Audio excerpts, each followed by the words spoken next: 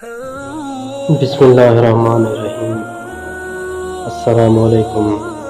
खुलूस एक अनमोल मोती है, लेकिन आज दुनिया में बहुत कम है। वफा करना उस फूल से सीखो जो टहनी से जुदा होकर मुरझा जाता है। एक मीठा बोल दूसरों को हजारों खुशियां दे सकता है। दुनिया में वही लोग कामयाब होते हैं जो तकब्बर के ताज को दूर फेंक देते हैं।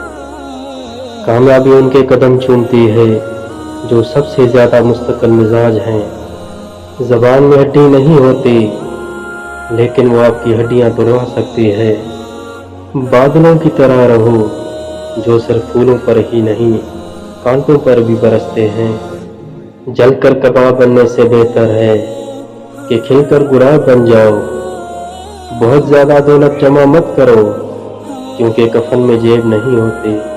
अल्लाह ताला बंदे से इरशाद फरमाता है, एक मेरी चाहत है, एक तेरी चाहत है, होगा वही जो मेरी चाहत है।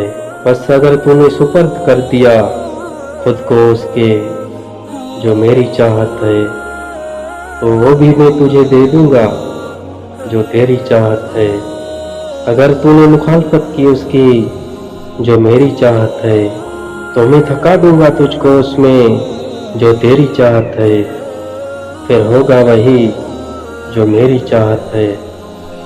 हर रोज आईने में अपनी सूरत देखा करो।